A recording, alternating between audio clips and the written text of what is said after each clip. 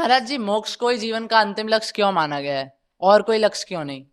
मोक्ष को जीवन का अंतिम इसलिए माना जाता है कि फिर आप जीवन मरण से मुक्त हो जाते हैं। फिर आपको आने जाने की जो एक क्रिया है संसार में वो खत्म हो जाती है, क्योंकि आना जाना है तो कष्टकारी ही। गर्भ के ही माध्यम से आप इस संसार में आते हैं, चाहे वो किसी जीव में आ रहा है, चाहे वो मनुष्य में आए या कोई और जीव में, किसी और की, पर किसी भी योनि में आपको जन्म हो रहा है तो गर्भ के रूप में, और गर्भ में बहुत कष्टकारी है। गर्भ में जब भी जीव होता है तो उसको इतना कष्ट, इतना तड़प होता है कि वो भगवान से प्रार्थना करता है कि इस गर्भ से हमको एक बार मुक्त कर दो, इस कष्ट से एक बार मुक्त कर दो प्रभु, हम इतना भजन करेंगे कि हम आपके भजन करके आपको प्राप्त करके मुक्त हो जाएंगे। पर जैसे ही वो संसार में आता है वो सब भूल जाता है। तो मुक्त इसलिए कहा गया है कि मोक्ष के बाद फिर आना जाना नहीं रह जाता, आने जाने की क्रिया बंद हो जाती है। इसीलिए कहा जाता है कि मोक्ष को अंतिम लक्ष्य।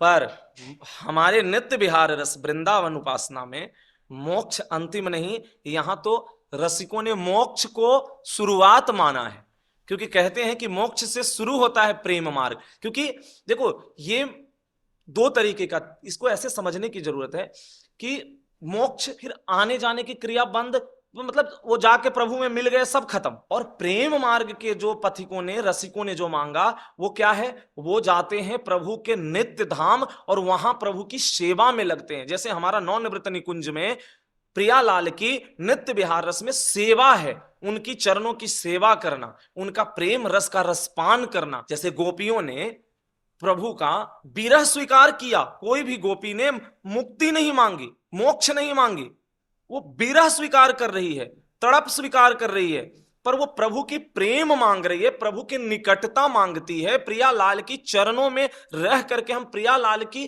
कैसे हम छिन्न छिन्न जो कहते हैं उनको हम निहारें, प्रेम रस का रसपान करें, प्रियालाल की रास विलास का रसपान करें।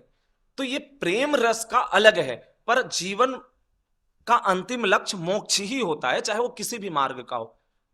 पर सिर्फ प्रेम रस की मार्ग का एक ऐसा बनाया गया कि नहीं, यहां यहां प्रभु की प्रसन्नता के सिवा कोई लक्ष्य नहीं है, कोई चाह नहीं है। चाह मिटी चिंता मिटी मनवा बेपरवाह। तो प्रेम रस में मोक्ष नहीं है। अब जैसे एक टोकरी में चीनी रखा हुआ है और चीनी में कुछ चींटे चीनी में हैं टोकरी में। अब वो टोकरी से कड़ाह गर्म करके शीरा के लिए शक्कर को डाल दिया गया, आधे टोकरी का। उसमें जो चीटा उसमें चला गया वो जाकर के शक्कर में उसी में मिल करके वो चाशनी बन गया, और जो कुछ चीटा बच गया उस टोकरी में वो उसको धीरे धीरे धीरे धीरे शक्कर का आनंद ले रहा है। अब ये मोक्ष वो हो गया, जो वो कड़ाह में चला गया वो मुक्त हो गया, वो मिल गया जाकर के। जो प्रभु से मिल जाए, प्रभु के आत्म तत्व में विलीन हो जाए, प्रभु के स्वरूप में विलीन हो जाए, वो मोक्ष हो गया। और जो वो टोकरी में रह करके धीरे धीरे उस शक्कर को, उस चीनी का रसपान कर रहा है, वो हो गया प्रेम रस का, प्रेम तत्व का मार्ग नवनिवृत्त निकुंज, जहां प्रिया लाल की प्रेम रस का रसपान कर रहा है। बस यही फर्क है मोक्ष और प्रेम मार्ग में। पर मोक्ष अंतिम लक्ष्य है जीवन का। सभी मार्ग के जो पथिक हैं, सभी मार्ग के जो साधक हैं, वो मोक्ष को ही रखते हैं।